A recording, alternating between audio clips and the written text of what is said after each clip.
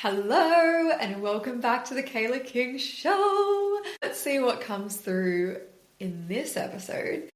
I do have the intention of sharing with you, I don't know, how I casually moved from Perth to the Gold Coast in like 5 weeks and what I actually had to move through to become the embodiment of that manifestation becoming a reality, like wildfire speed.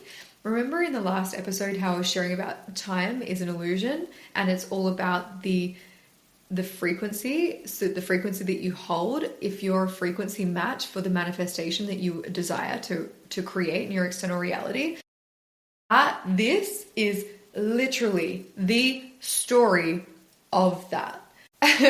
When I was with my ex-husband, we'd always spoken, our entire relationship was, we could move to Queensland. He's from New Zealand. So we had always, we'd always spoken about him living, his family being in New Zealand and obviously my family being in Perth. And so we'd always spoken about maybe we should move to Queensland because that's in the middle. And even when we separated, there was like a light joke about, fuck it, let's just pack up and move to Queensland. And I was like, is this real life? Like, yes, can we go? But I did. I felt really guilty. I felt guilty because my soul wanted to be in Queensland, but I felt guilty that I was being selfish for saying yes for us to move to Queensland when I also know the reality that he loves that safety. He loves the safety of his job. He loves that it's predictable. He loves that it's certain. That is what helps him feel safe. And so the idea of divorce and separation, navigating separation and co-parenting, and also learning this new way of being in this co-parenting relationship with him is already going to feel uncertain and scary, right? Because there's a huge amount of change. And so I felt guilty for even magically playing with the idea that, we could move to Queensland as a co-parenting relationship. And so I felt guilty because it was like what I wanted, but was it actually true for him? And I'm getting, it's an absolute yes, it's coming through. Like, yes, it is divine for him to move to the Gold Coast. So I'm holding that potential in the future. But what that meant is the seeds of this manifestation were already happening over the last, maybe 8 years. Actually, before that, because we even thought about moving over to Queensland before Mum got sick, and also New Zealand. But because Mum got sick, there was absolutely no way that I was leaving her. And so, yeah, that never became a reality. And it's just wild that when everything aligned, when my frequency aligned, when I let go of the control and needing to know the answers and needing to work out in a certain way, it happened at wildfire speed. And obviously we never moved to Queensland when we separated. And then I've obviously held that intention, like that desire has always been embedded in my soul because it's truth for me. And so I couldn't ignore it. The desire was always there, but my mind would be like, it's not possible. There's no way that my ex would move to Gold Coast, or there's no way that he would move to Queensland. That was the reality that I had created because that's all that my mind could comprehend. It was just, the truth is that there's no way that he would move to Queensland. Not now, not ever. That was my reality. And because that was the thought that I was holding, the reality that I was creating, the beliefs that I held, I then attached the feelings of like hopelessness, of like depression is the word that's coming through. It was like this level of like I won't ever get to experience that because the idea of moving over to Queensland without him or the boys was not possible. And I couldn't see how that was possible for me.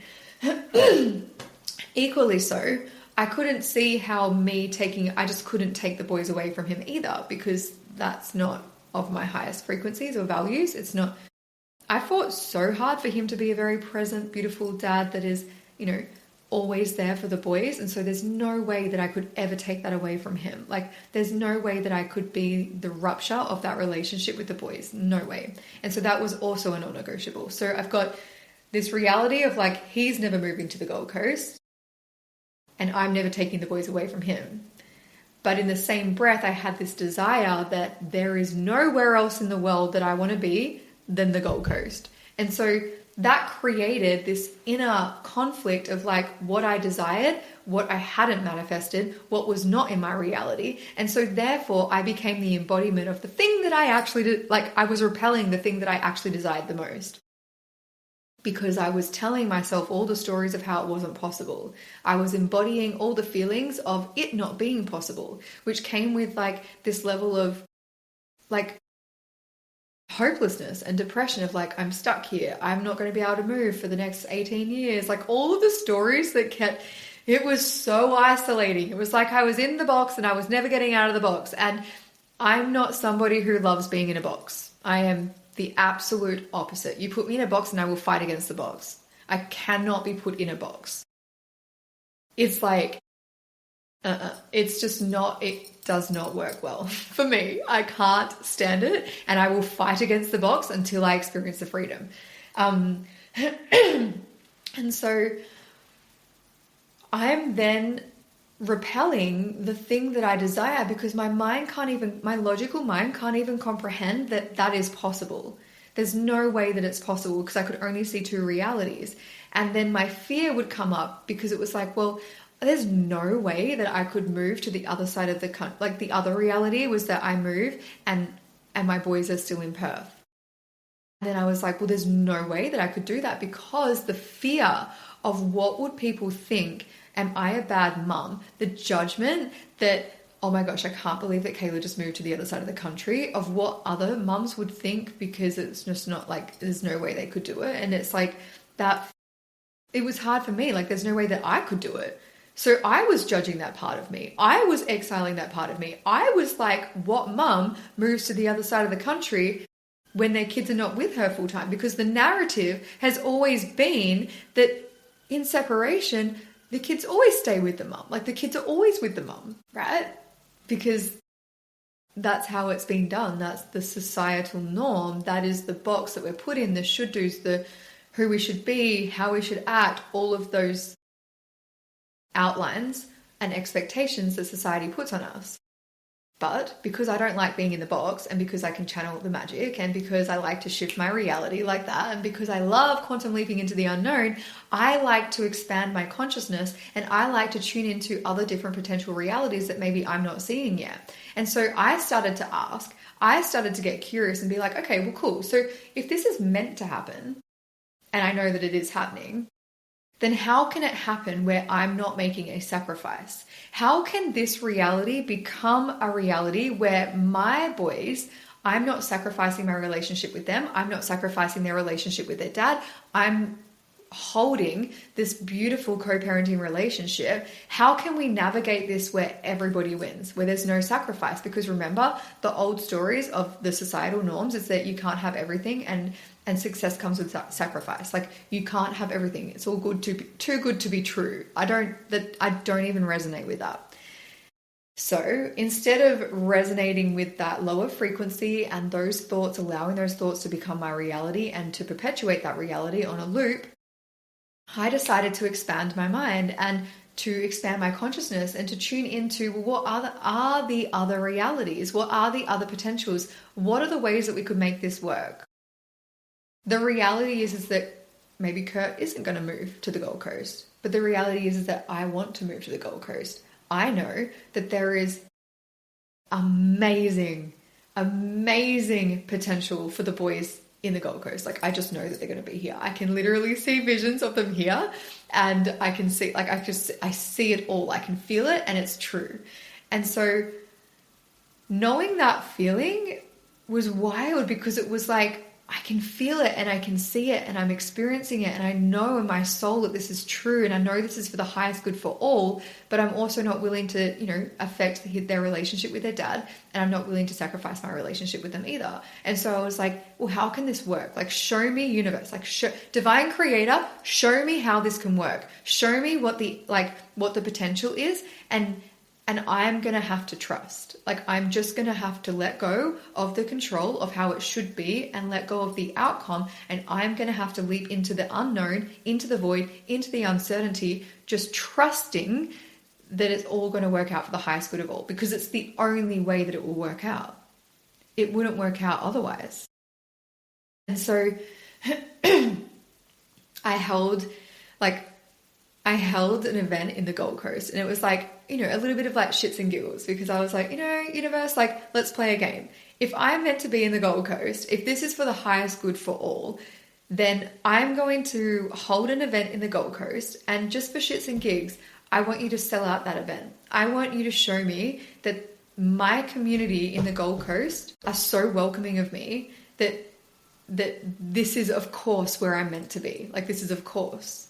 And so it was like a little game. I started to play a little game with the universe. I was like, divine creator, show me the magic. And so I did. I launched an event. Within 2 weeks, it sold out. I literally was in the Gold Coast for a week holding our breathwork event. Like, wild. Absolutely wild, and so incredible, because it showed me what was available, and it also showed me what was alignment. And so then, because I could anchor into my truth and my absolute certainty, I was able to feel into, well, those fears that were coming up, are they actually true? Or is that my mind trying to keep me safe? Have I been abandoning and rejecting parts of my desires because the fear of being judged or rejected of the type of mum that I am was far more scarier than leaping into the unknown? And I had to sit with that. I had to sit with, oh my gosh, I grieved flying to the Gold Coast before I even knew that I was flying to the Gold Coast. The grief that was coming up for me, the tears that I was shedding, the heart that was like literally being broken open was so painful, because it was like my body and my soul knew that there were going to be moments where I'm flying to the Gold Coast and my boys are staying in Perth with their dad. And yet it made all of the sense, but it made no logical sense. Like, it made sense to my body and my heart, but my mind couldn't comprehend it. But I had this like knowing, like this level of certainty and excitement and absolute trust that if it was meant to be and it was for the highest good of all, that it will be, and it will all flow perfectly. There'll be no force, no pressure, no control, absolute surrender. So instead of sitting with the emotions of like fear, of judgment, of rejection, of abandonment, of guilt was huge, because I've done the absolute opposite of what society deems as a good mum.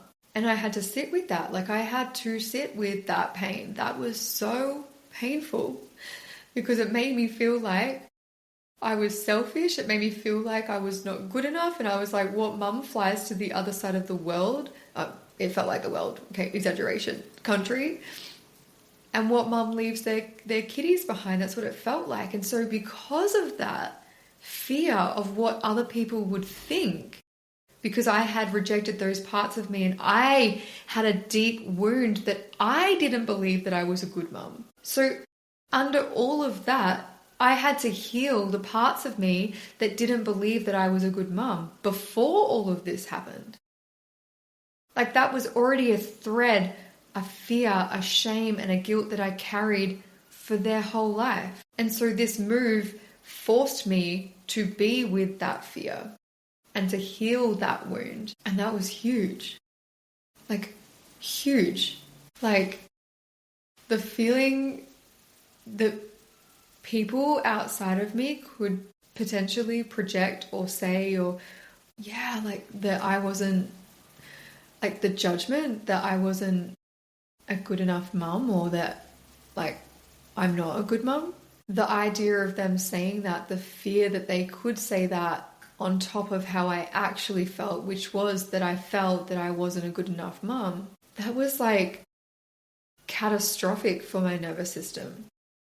That was huge. Like, that was triggering. That was scary. That was happening at the exact time that I'd been accepted for my apartment. And I was like, well, what do I do now?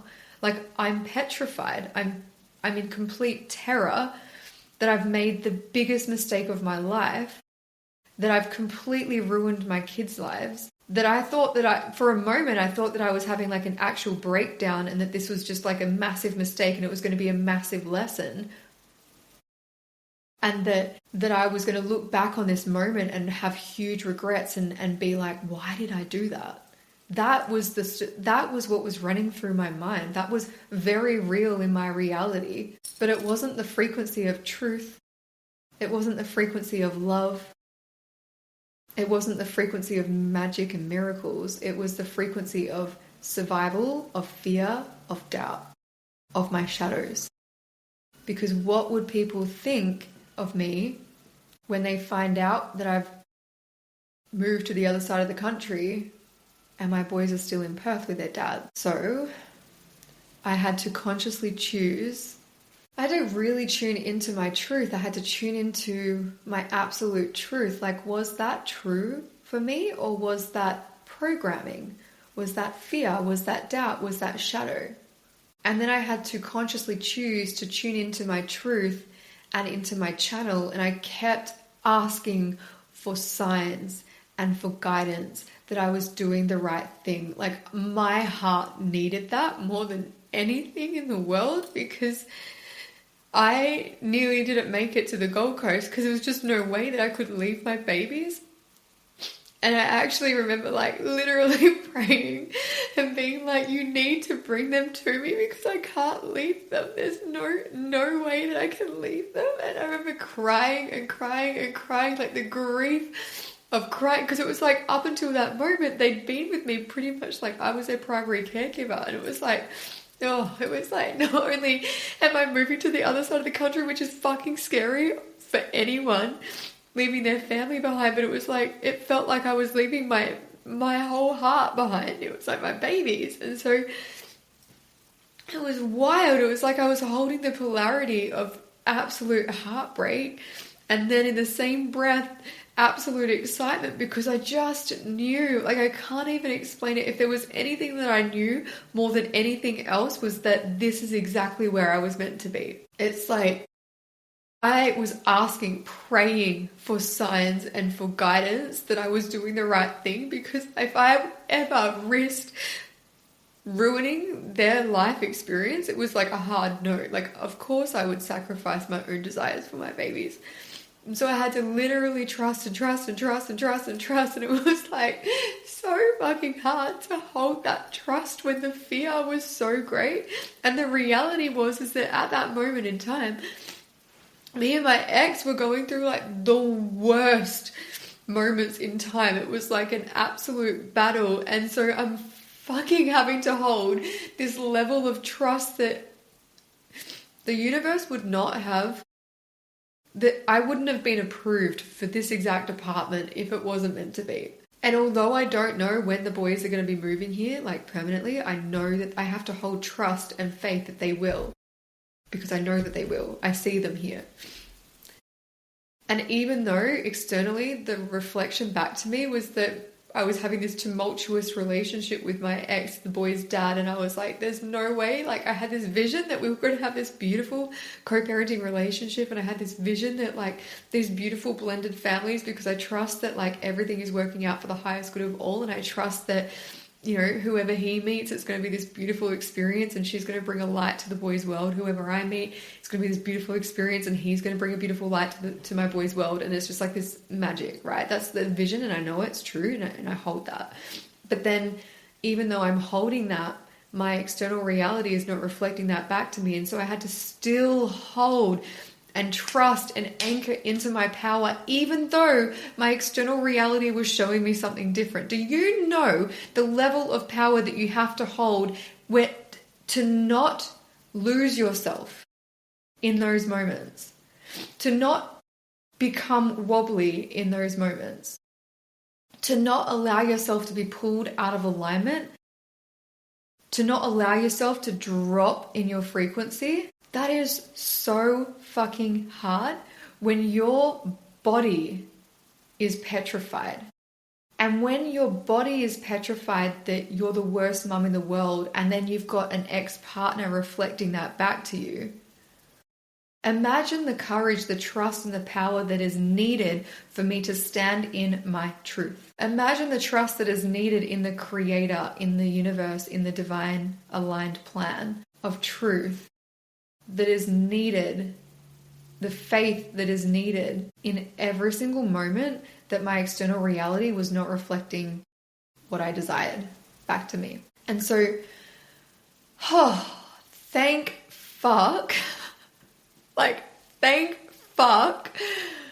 Oh my gosh. Like, thank fuck it all worked out.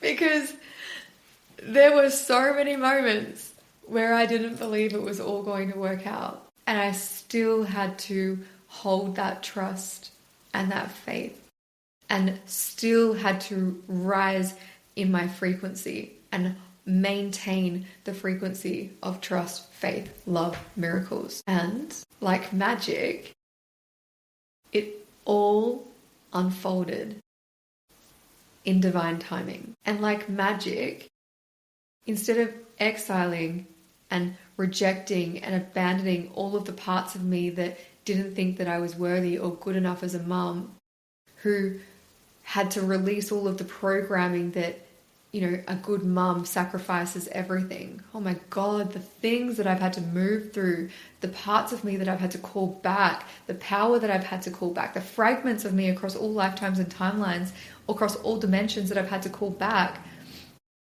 the power that I'd given away, I had to call all of it back, and I had to hold that, and I had to sit with that, and I had to bring love to it. So that way, when the external reality was reflecting back to me the parts of me that I once exiled or abandoned or rejected or judged, the shame or the guilt or the doubts or the fears that I once upon a time held, no matter what my external reality was reflecting back to me, I was good. I was solid. I am an incredible, extraordinary mum. I literally am one of the greatest gifts for my boys. My healing, my energy, my frequency, my unconditional love, the healing that I've done on my own self ripples into their life, their children's lives, and beyond. They chose me. Oh, this one's a big one. When I finally anchored into the truth that my boys chose me for me, it gave me everything that I needed within me to absolutely know that I was doing the exact right thing for the highest good of all. Because I was leading not from ego, not from my mind, not from logical results, not from logical expectations, not from the matrix, not from the programming, not from the fears. I was leading from my intuition, from my channel, from my truth, and from my desires. And my boys chose me. They chose me because I am me.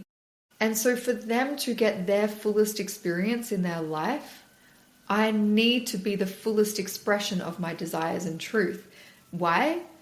Because that's what I want for them. I want them to follow their hearts and follow what's true for them. I don't want them to play into the stories of who they should be and what they should be. I'm sure as fuck not going to give them a box and put them in it. I'm going to love all parts of, I do. I love all parts of them. All of them.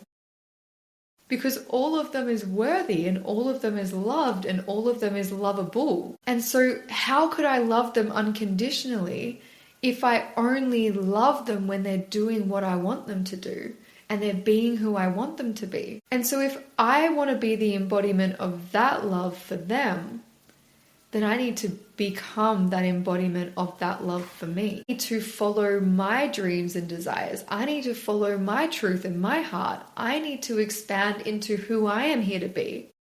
So that way I can show them what's possible.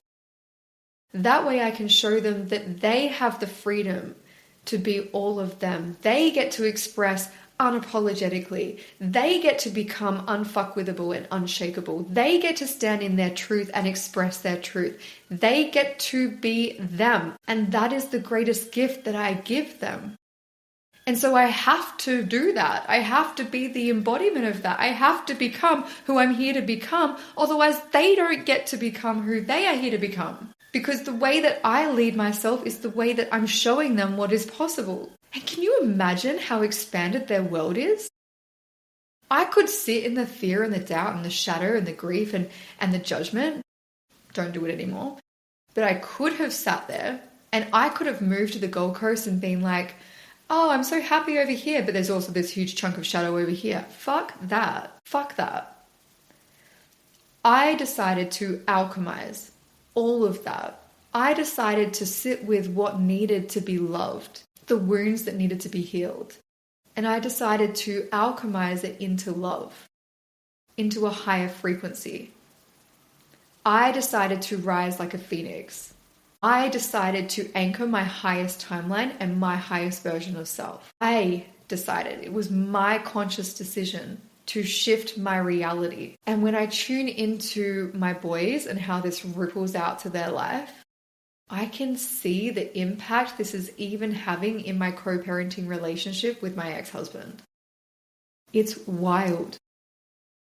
Like the manifestation that I have for us having this beautiful co-parenting relationship where we're honoring each other's relationship with our boys, where we're supporting and nourishing the depth of that connection, where we are welcoming in this beautiful blended family where, you know, like this deep level of love and respect for what we shared and for the value that he brings as a father to our boys, for the value that I bring as a mother to our boys, for the value that both of our boys bring to each of us, for how this dynamic is miraculously happening. Like, I have so much honor and so much love and gratitude because when I think about what he had to move through when I moved to the Gold Coast, like that would have been terrifying.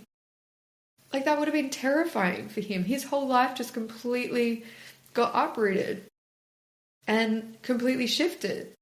Like he's had to step up as a dad and he's done a fucking remarkable job stepping up as a dad. Like even more so than what he was doing before. And through that, the relationship that he has with the boys is even deeper. He's there. He's present. He's reliable. He's safe. He's their safety. He's their anchor. Like, is that not an extraordinary gift? That's an extraordinary gift. And there would have been healing in it for him because it would have triggered his childhood wounds. Because it was like history repeated itself with his mum. And like, is that not a gift? Is that not a gift?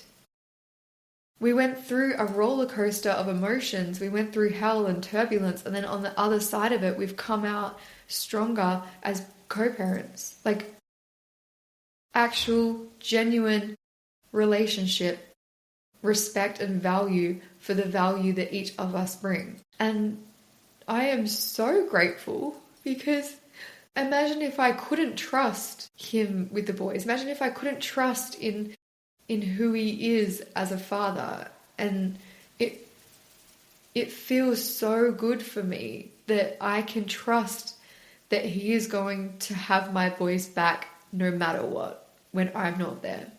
Just like he can trust that I've got the boys back no matter what when he's not there. Just like I can trust that he wouldn't let anyone into the boys' world who is not of the highest light, of a beautiful frequency, of love, just like I wouldn't. It's like everything holds a gift. Every experience holds wisdom and a lesson. And through all of that, you can transmute that pain into power, in shadow into light. When you find the gift, you find the lesson, you find the wisdom. And now, what's wild is remember how at the beginning of this story, I never thought it was even possible for me to move to the Gold Coast because the idea of it's either I moved to the Gold Coast without the boys or I moved to the Gold Coast with the boys. And either way was a sacrifice. I created a reality where it's possible. And I still have the boys 50% of the year. And the boys get to experience a reality. They have a home. Imagine how expanded their world is when they spend 30% of the year in Gold Coast, 70% they have 2 homes. One in Perth and one in Gold Coast. That's their reality. Their reality is more expanded than mine is at 36. Can you imagine how this ripples out into their life? Like, that's their baseline. That's the most insane programming of what's possible from the most informative years, where they're literally creating they're creating their internal belief systems from 0 to 7, and that's been their reality from before then. Can you see how much of a gift that is? How much light that carries? How much potential that activates? How much that expands their consciousness of what's available for them and what's possible for them? Wild. Like, absolutely wild. This is how I knew that I would, like, this was all working out for the highest good of all, because I literally got shown the potential of this happening and then how this ripples out. This is how I work with my clients, right? So I can see a potential, and then I can see how that potential, what comes from that potential. I see the ripples of that potential. And that's how we choose the highest timeline. That's how we choose the highest potential. And so I've always been able to do that. That's like literally how I've lived my life. Didn't realize it was a thing, and now it is a thing. So with the boys, I could see this potential of me staying in Perth, for example, and it was like, and then I could, it even feels, it's not about staying in Perth. It's about what that means for me staying in Perth. That means that I'm not living my fullest potential. I'm not living my fullest, highest version of me. Not because of anything wrong with Perth, not because of anything at all with Perth. It's because it wasn't true for me. And so imagine what shifts when I'm tuning into the potential of moving to the Gold Coast and I'm living the embodiment of my highest potential. And then I start to see the ripples of all of it for my boys. It gets even better. I once never thought that that was a potential. Like, I didn't understand that that was even a possible reality. And then it became a reality. And now, because everything shifted in the dynamic with my ex-husband, there's another reality that's opened up. Another potential. Like, what if he was to move to the Gold Coast? What if our desires of moving to Queensland was always meant to be? And what if me being the initiator of that movement to the Gold Coast, the boys moving over to the Gold Coast, and then him missing the boys so fucking much becomes the reason why he moves to the Gold Coast? I've got, like, my whole body is full body shivers. What if the desire that we always had of moving to Queensland or the Gold Coast was always meant to be? And then what if I never took that action? What if I never followed through? What if, could you see how much of a different my life would be? It's worlds apart. It's a different timeline. Because time is an illusion. I've just quantum leaped to my highest timeline. And I'm consciously choosing to embody the highest version of me. Can you see the impact that that has, not just in my world, my children's world, their dad's world, and how that ripples out beyond? I had to move through the most extraordinary levels of fear and doubt and insecurity. I had to alchemize all of that pain into power and take the leap into the unknown, into the void, into the uncertainty, even with the fear. I had to literally trust in the unknown more than I trusted in the fear. That is so hard to do. That is the illogical. That's the extraordinary. And now there's a reality that the boys will move over here and their dad will move over here.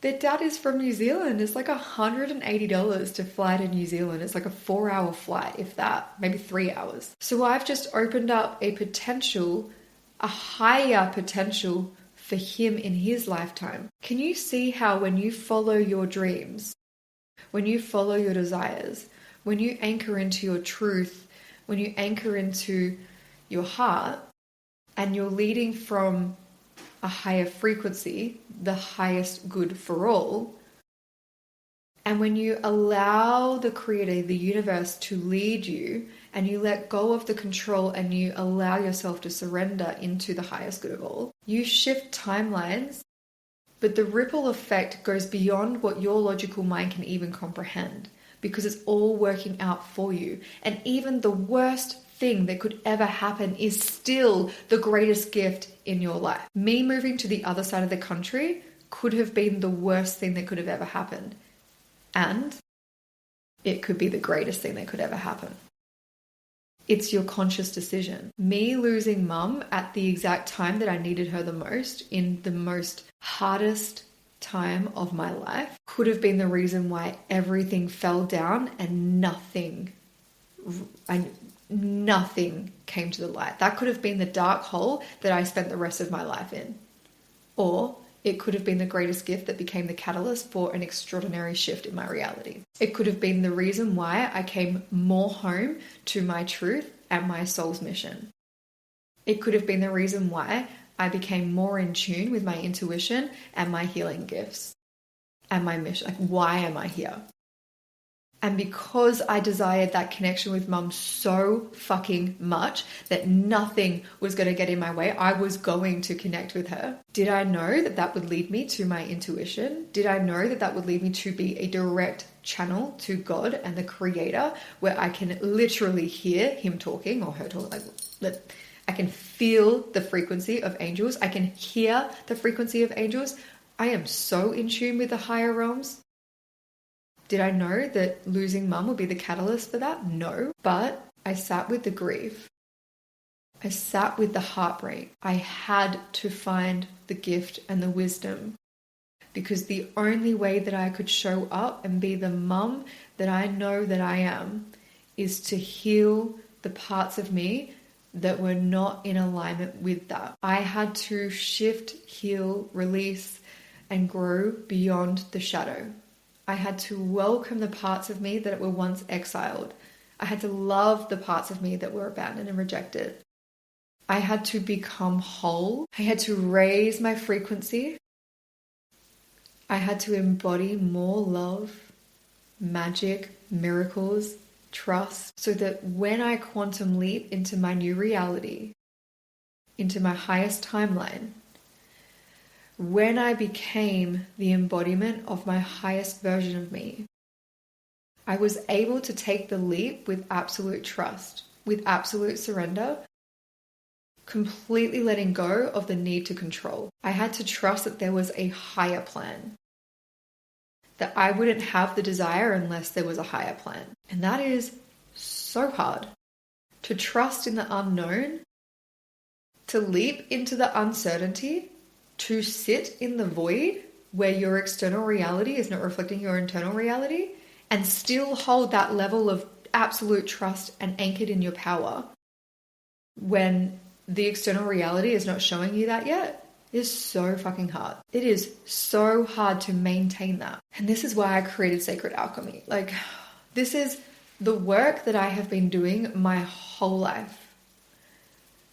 Only the last 8 years of my life since losing mum has been consciously moving through the shadow, alchemizing the shadow, bringing love to all parts of me, becoming whole, creating that inner sacred union, choosing to rise above, to raise my frequency, to become the vibrational match for my dream reality that I want to manifest, to become the vibrational match for my highest timeline, for my quantum leap, for the highest version of me, to completely release, surrender, and let go of everything that is not serving me, that is not actual truth. I had to shed the layers like a fucking snake, and it felt like all I've been doing is shedding layers for literally 8 years.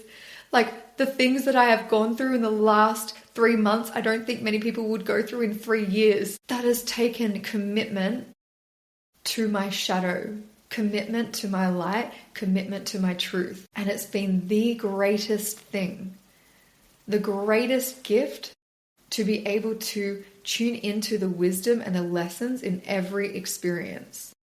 And then to alchemize that pain into power, that fear into love, that survival into expansion. To completely shift everything that is holding you back from your dream reality, from the life that you actually want to live. That's the power that you hold. It is the power that you hold. And moving through all of those pieces inside of Sacred Alchemy will be the catalyst for your exponential expansion and a logical results. We'll be going... logical mind will not even be entering the room. It's fully embodied exponential expansion. It's a complete embodied experience, like nothing you've ever experienced before. It's like you will shift timelines, you will quantum leap over the 6 weeks that we are together. Your life before Sacred Alchemy will be unrecognizable. You will finish in this new identity, this new embodiment of who you are from a level of anchored, absolute certainty, conviction, and confidence. You'll be fully embodied through your portal of pure potential, your sacred pleasure, your sacred power, your sacred magnetism activated and ignited.